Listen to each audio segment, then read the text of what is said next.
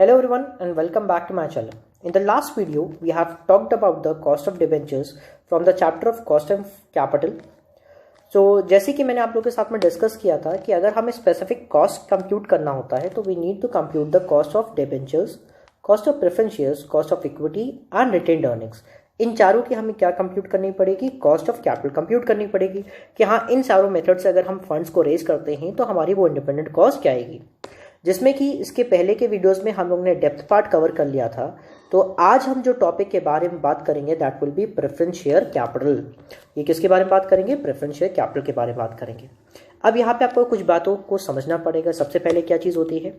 Preference shares क्या होते हैं? Preference shares are also the shares of the company, these are also the owners of the company that have preferential right of payment over equity at the time of liquidation and they carry a fix rate of dividend. अब कुछ बातों को समझिएगा। पहली बात, equity से अगर हम कंपेयर करें तो यानी कि पहले पैसा किसको मिलेगा? प्रेफरेंस शेयर्स को मिलेगा लिक्विडेशन के वक्त। यानी कल को कंपनी अगर डिसॉल्व होती है, लिक्विडेट होती है, तो पहले पैसा किसको दिया जाता है? प्रेफरेंस शेयर होल्डर्स को। फिर उसके बाद अगर बचेगा तो किसको दिया जाता है? इक्विटी शेयर होल्डर्स को। दूसरी बात, प्रेफरेंस शेयर्स ज्यादातर कैरी करते हैं डिविडेंड्स, एक फिक्स रेट ऑफ डिविडेंड को पे करने के लिए यहाँ पे कॉन्सेप्ट होता है, but that is also not mandatory. Still company pays that dividend just to enhance the goodwill and just to raise the amount of capital from these sources. तो ये एक और सोर्स है जहां से एक कंपनी अपना पैसा क्या कर सकती है? रेज कर सकती है। So now before starting with the concept we must know that कि यहाँ पे भी हम मानते हैं कि हमारा जो प्रेफरेंस शेयर्स होगा वो दो टाइप के होंगे। एक कौन से प्रेफरेंस शेयर होंगे? रिडीमेबल प्रेफरेंस शेयर्स होंगे और एक इररिडीमेबल प्रेफरेंस शेयर्स होंगे। जैसे कि हमारे डिबेंचर्स होते थे, मैंने बताया था ना, डिबेंचर्स भी दो तरीके होते थे। एक होते थे रिडीमेबल जिनकी एक मैच्योरिटी पीरियड होती थी, और इररिडीमेबल जिनकी कोई भी मैच्योरिटी पीरियड नहीं होती थी। वैसे ही हम यहाँ पे अज्यूम करेंगे for the purpose of calculating the cost of capital कि जो प्रेफरेंस शेयर्स होते हैं वो भी दो टाइप के होंगे, redeemable and irredeemable. So let's start with the concept of irredeemable debentures. आगे हमें कॉस्ट कंप्यूट करनी है किसकी? इररिडीमेबल प्रेफरेंस शेयर कैपिटल की। सॉरी, किसकी कंप्यूट करनी होगी? Cost of irredeemable preference share capital की। तो यहाँ पे जो हम कंप्यूटेशन करते हैं वो कैसे करते हैं computation? Cost of profit after tax हमें कंप्यूट करना होता है। तो वो आएगा कैसे? पीडी का मतलब होता है डिविडेंड ऑन प्रेफरेंस शेयर्स, यानी कि उस पर्टिकुलर प्रेफरेंस शेयर्स पे कंपनी कितने रुपए का डिविडेंड डिक्लेयर कर रही है। जैसे कि डिबेंचर्स में था, वहां इंटरेस्ट पेमेंट होता था, वही चीज यहां पे भी है, बस उसका नाम चेंज क्या हो गया? डिविडेंड हो गया है। और जहां पे आईपी था वो क्या हो गया? पीडी हो जाएगा। और एनपी नेट प्रोसीड जैसे हम पहले फॉलोअप करते थे वैसे ही यहां पे भी रहेगा, यानी कि वो पार की कंडीशन हो, प्रीमियम की कंडीशन हो, या फिर डिस्काउंट की भी अगर कंडीशन होती है तो भी हमारा कॉन्सेप्ट क्या रहेगा? Just like same as the case of debentures. तो हम देखेंगे कि जो हमारा प्रेफरेंस शेयर कैपिटल्स है उस पर टैक्स कैसे इंपैक्ट डालता है। आप लोग को पता होगा जब हम लोग डिबेंचर्स की केस में बात करते हैं तो वहाँ का जो इंटरेस्ट पेमेंट था, मैंने आपको एक्सप्लेन किया था कि डिबेंचर्स पे जो भी इंटरेस्ट पेमेंट होता है वो हमें अपने इंटरेस्ट या सॉरी टैक्स पेमेंट में क्या करता है? हेल्प करता है, या हमें उसमें टैक्स के रिलीफ मिल जाता है। ऐसा केस प्रेफरेंस शेयर्स के साथ में नहीं होता है। डिबेंचर्स तो हमें जो भी हम डिबेंचर्स पे इंटरेस्ट पे करते हैं तो वो हमें टैक्स पे रिलीफ देता है, जिससे हमारी कॉस्ट क्या हो जाती है? कम हो जाती है। लेकिन प्रेफरेंस शेयर्स के साथ में ऐसा नहीं होता। इनकम टैक्स प्रेफरेंस शेयर पे जो भी हम डिविडेंड वगैरह पे करते हैं वो अलाउ नहीं करता, एज एन एक्सपेंस उसे वो नहीं मानता। तो ऐसे केस में it is always advisable to calculate the cost of preference share capital after tax. हम यहाँ पे क्या कंप्यूट करते हैं? आफ्टर टैक्स ही कंप्यूट करते हैं। But still, if we want to know the cost of preference share capital before tax, तो we are going to use this particular formula. अब हम फॉर्मूला कौन सा यूज करेंगे? ये वाला, जिसमें फॉर्मूला क्या हो गया? Cost of preference share capital after tax, जो कि पहले वाले फॉर्मूले से कंप्यूट करेंगे और 1 माइनस टैक्स रेट कर देंगे तो हमारे पास वो आंसर आ जाएगा। अब इस पॉइंट को ज्यादा अच्छे से समझने के लिए we need to do some practicals. थोड़े से हम प्रैक्टिकल लेते हैं। अब इस प्रैक्टिकल में क्या कह रहा है? Z Limited has issued 9% 10,000 preference shares of ₹100 each and has incurred the following expenses. आप लोगों ने देखा होगा सेम ऐसा प्रैक्टिकल हम लोगों ने डिबेंचर्स के साथ भी किया था, तो लगभग वही कॉन्सेप्ट है। आपने क्या कहा कि एक प्रेफरेंस शेयर जब आपने इशू किया तो कितने का था? 100 रुपए का था। उस पर 2% की ब्रोकेज, यानी कि अगर 100 रुपए की निकाले तो 2 रुपए क्या हो जाएगा? ब्रोकेज। फिर 1% का हमारा एक्सपेंस 1 रुपए वो माइनस कर देंगे। और जो ये अदर एक्सपेंसेस दे रखा है वो 10,000 रुपीज का खर्चा है, लेकिन वो एक प्रेफरेंस शेयर्स का तो नहीं है। वो टोटल कितने प्रेफरेंस शेयर्स हमने इशू किए? 10,000। तो यानी इसको डिवाइड करेंगे नंबर ऑफ ये नंबर से डिवाइड कर देंगे, ये रुपीस था और ये नंबर था, तो सॉल्व करने पे वो कॉस्ट भी कितने रुपए आ गई, 1 रुपए। तो कुल मिलाकर के एक प्रेफरेंस शेयर जो कि 100 रुपए का है, उसको लेने के लिए मुझे 4 रुपए क्या करने, खर्च करने पड़ रहे हैं। तो हमारी नेट प्रोसीड्स कितनी हो जाएगी, 96।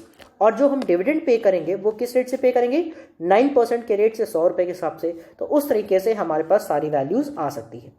Let's see the solution. Preference share dividend हम कितना पे करेंगे, एक की फेस वैल्यू कितनी, 100, और क्योंकि कूपन रेट कितने का था, 9%, तो उस रेट से हमारा जो प्रीमियम जो डिविडेंड पेएबल है वो कितना हो जाए, 9 रुपीज। मैंने आपको बता दिया कि अंडर राइटिंग कमीशन कैसे 2 रुपए आया, कैसे ब्रोकेज 1 रुपए आई, और कैसे हमारा 1 रुपए का क्या आ गया, अदर एक्सपेंसेस। तो टोटल कॉस्ट कितनी हो गई, 4 रुपीज। क्योंकि इस प्रेफरेंस शेयर्स को हमने पार पे ही इशू किया है, तो ऐसे में फॉर्मूला क्या हो जाएगा, face value minus expenses. Premium नहीं है तो प्रीमियम ऐड नहीं कर रहे, डिस्काउंट नहीं है तो माइनस नहीं कर रहे, तो यानी कि नेट प्रोसीड्स हमारे कितने रुपए गए, 96। तो अब हम क्या कैलकुलेट करेंगे, cost of preference share capital after tax.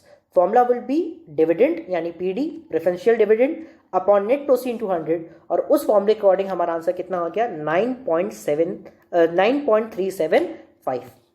उसी तरह अगर हमें कंप्यूट करना चाह रहे हो cost of preference share capital before tax, तो फॉर्मूला क्या हो जाएगा, cost of preferential after tax 1 upon tax rate, और उस फॉर्मूले से अगर हम सॉल्व कर देंगे तो हमारा आंसर कितना हो जाएगा, 12.5%। आप लोग यहाँ पे देख सकते हो कैसे इसको हमने सॉल्व किया है, हर एक फिगर्स यहाँ पे क्या है, क्लियरली विजिबल है।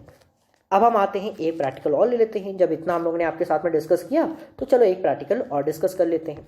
अब इस प्रैक्टिकल में देखेंगे तो देखिए प्रैक्टिकल क्या कह रहा है, Mohini limited has issued 8,000 10% preference shares of 100 each at premium. अब देखिए कि यहाँ पे जो नेट प्रोसीड से निकाल देंगे तो नेट प्रोसीड निकालते वक्त face value plus premium minus expense हो जाएगा।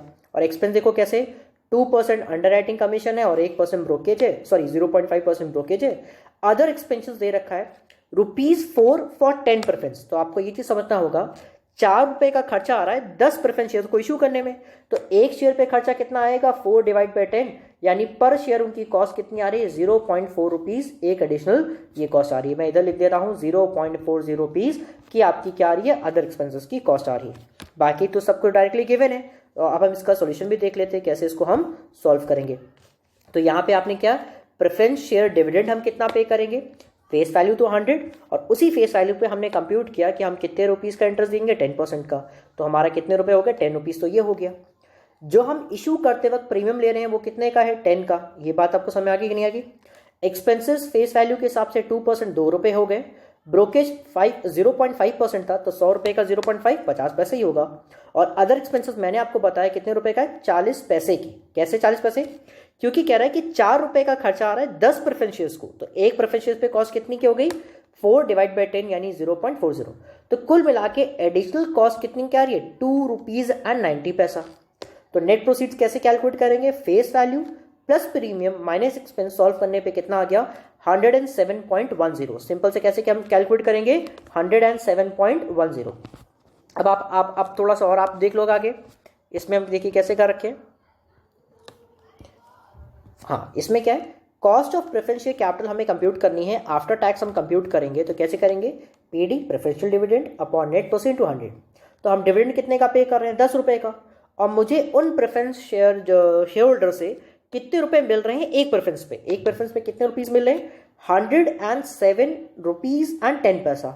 उसके रेट के हिसाब से बात करें तो हमारा कॉस्ट कितने रुपए हो जाएगी, 9.337%। और अगर इसी को हम कंप्यूट कर देंगे बिफोर टैक्सेस में, तो फॉर्मूला क्या, CP after tax upon 1 minus tax rate. Same वही फॉर्मूला अप्लाई कर देंगे and we get the answer as 12.449% का ये इम्पैक्ट हमारा आएगा। So that's all for the day. हमने कोशिश किया जितना पार्ट आपका हो सके मैंने इस पे कवर कराने की आप लोग के साथ में कोशिश की है। So that's all for the day and we will continue the next part in our upcoming video. Thank you everyone, take care.